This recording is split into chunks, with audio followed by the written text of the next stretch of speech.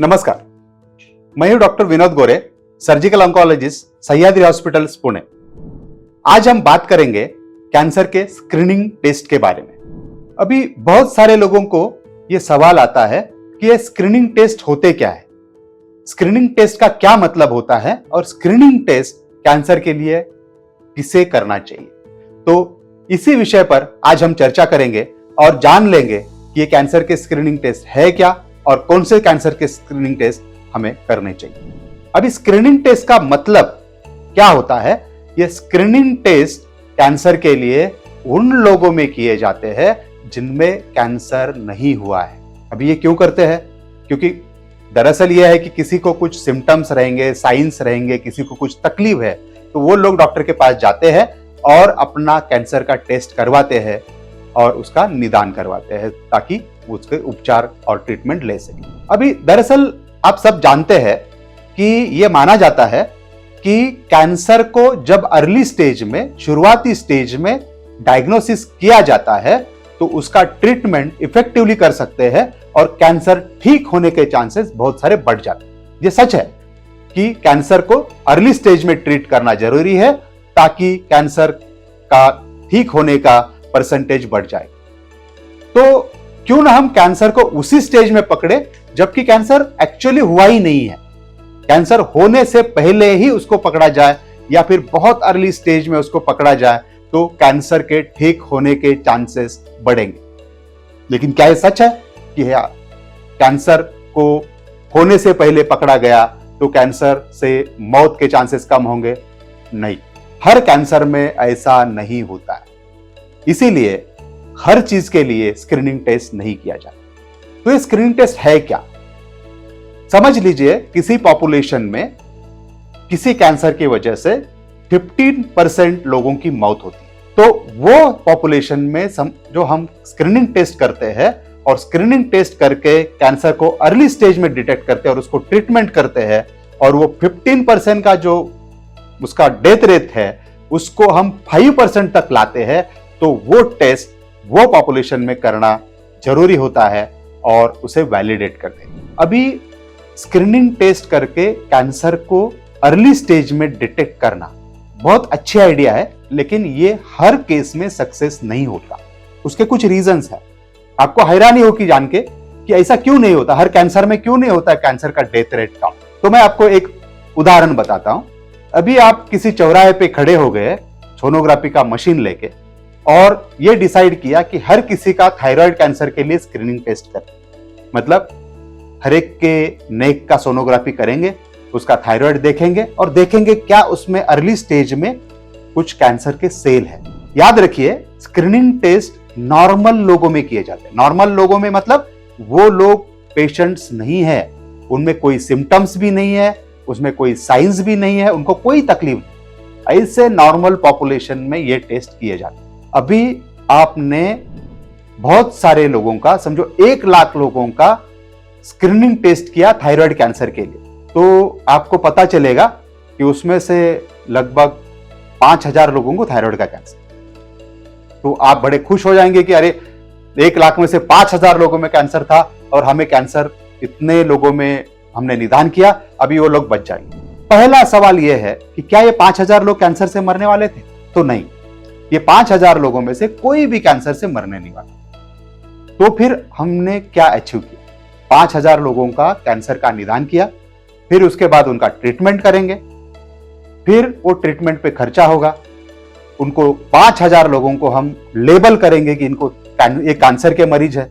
उनमें से कई लोगों को जॉब के लिए प्रॉब्लम आएगा, कई लोगों की शादी नहीं होगी, कई लोगों की फैमिली लाइफ डिस्टर्ब हो जाएगी। तो 1 लाख पॉपुलेशन में जब 1 या 2 लोग कैंसर की वजह से मरने वाले थे, उनमें हम 5000 लोगों का निदान करके हमने क्या अचीव किया? तो ये कैंसर के लिए टेस्ट वैलिडेट नहीं होता, क्योंकि थायराइड का जो पैपिलरी कैंसरोमा है उसका क्योर रेट 99.999%। ये कैंसर का इफेक्टिव ट्रीटमेंट होता है डिटेक्शन होने के बाद भी, और ये ऐसा कैंसर है कि बहुत सारे लोगों में डॉर्मेंट फेज में रहता है। डॉर्मेंट फेज में रहता है मतलब क्या कि वो कैंसर रहता है छोटे से स्टेज में रहता है, छोटे से सेल्स रहते हैं, लेकिन वो सोया हुआ रहता है। हो सकता है कि आपके पूरे जिंदगी भर वो सोया रहे, वो कभी उसके कोई लक्षण ही ना दिखे।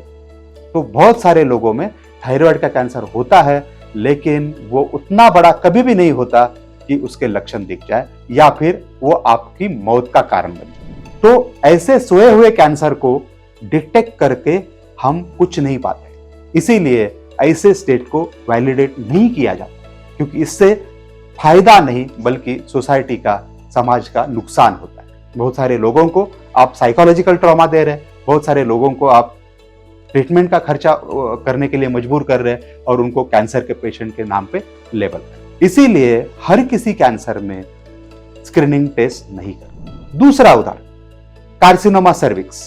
कार्सिनोमा सर्विक्स में पैप्समेयर नाम का स्क्रीनिंग टेस्ट किया जाता है। अभी पैप्समेयर क्या है कि सर्विक्स के कुछ सेल्स को स्लाइड पे स्प्रेड करके देखा जाता है कि क्या उसमें कुछ लक्षण है जिसमें आगे बढ़कर कैंसर होने की संभावना है या फिर बहुत अर्ली स्टेज में उनके कैंसर में लक्षण है। तो ये देखा गया है कि जब हम सर्विक्स के कैंसर को स्क्रीनिंग करके डिटेक्ट करते हैं तो सर्विक्स के कैंसर से होने वाली मौत का परसेंटेज बहुत कम हो जाता है। तो ऐसे कैंसर में स्क्रीनिंग टेस्ट करना जरूरी बन जाता है, वैलिडेट बन जाता है। तो ऐसे हम बॉडी में कुछ कैंसर के लिए स्क्रीनिंग टेस्ट करते हैं और कुछ कैंसर के लिए स्क्रीनिंग टेस्ट नहीं किए जाते। अभी ये समझना जरूरी क्यों है?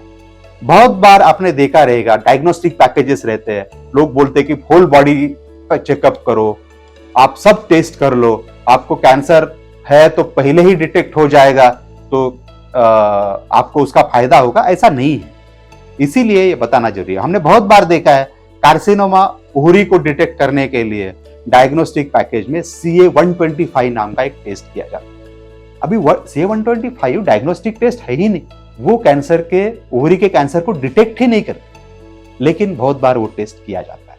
ना उसका कोई फायदा है, ना उससे कुछ इंफॉर्मेशन मिलती है, ना ही उसे स्क्रीनिंग टेस्ट के नाम पे वैलिडेट करते। दूसरा एग्जांपल, बहुत बार CA-19.9 गॉल ब्लैडर कैंसर को डिटेक्ट करने के लिए किया जाता है। ये भी स्क्रीनिंग टेस्ट नहीं है, इससे भी कैंसर डिटेक्ट नहीं होता है और उसका बढ़ना मतलब कैंसर ही है ऐसा नहीं होता। तो ऐसे बहुत सारे टेस्ट है जो बहुत बार अननेसेसरी किए जाते हैं, क्योंकि ये अंडरस्टैंडिंग नहीं होती।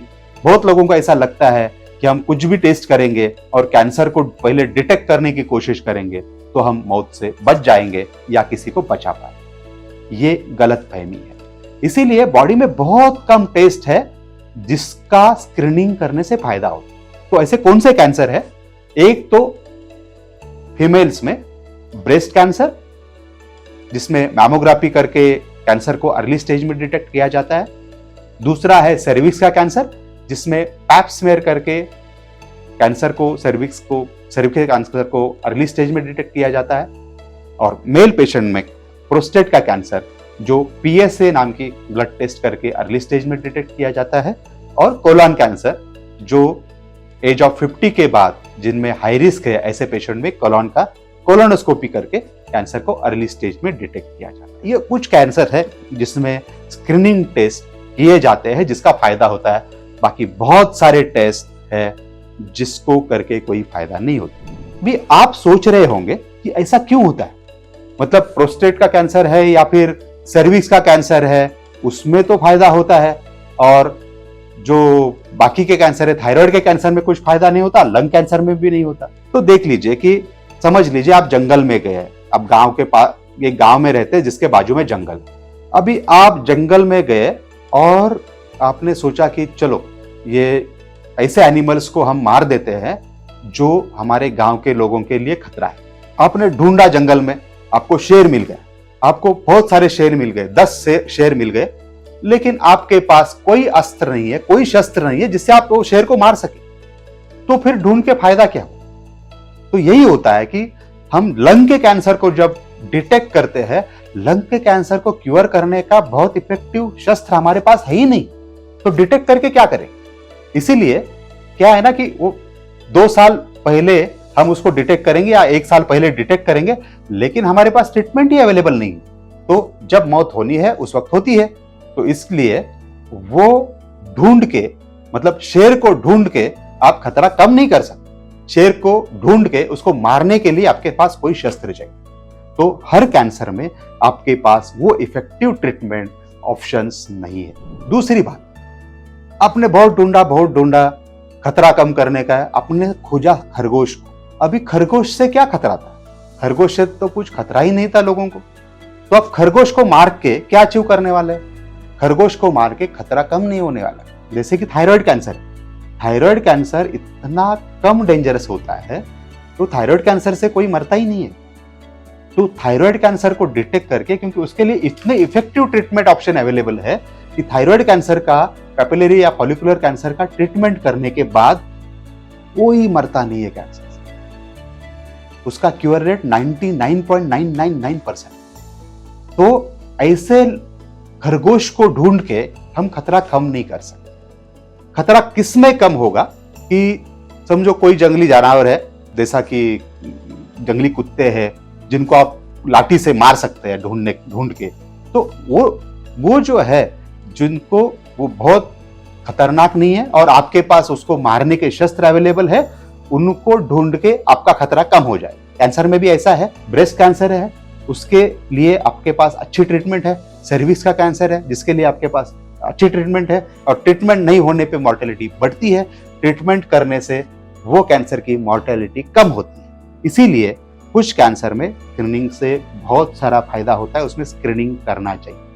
लेकिन याद रखिए, हर कैंसर में स्क्रीनिंग करना जरूरी नहीं है। बहुत सारे लोग आजकल तो पेट सीटी करते हैं।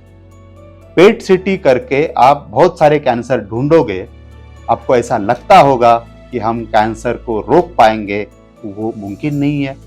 पेट सीटी, CA-125, CA-19-9 ये कैंसर के टेस्ट नहीं है। सोनोग्राफी ने थायराइड कैंसर का स्क्रीनिंग टेस्ट नहीं है। तो ये समझ लीजिए कि स्क्रीनिंग टेस्ट कुछ ही कैंसर में किए जाते हैं, जो वैलिडेटेड है वही टेस्ट कैंसर में स्क्रीनिंग टेस्ट करके आप कैंसर का खतरा कम कर सकते हैं। हम नेक्स्ट वीडियो में ये देखेंगे ऐसे कौन से स्क्रीनिंग टेस्ट है जो आपको करने चाहिए, और वो स्क्रीनिंग टेस्ट करके आप कैंसर का खतरा कैसे कम कर सकते हैं। धन्यवाद।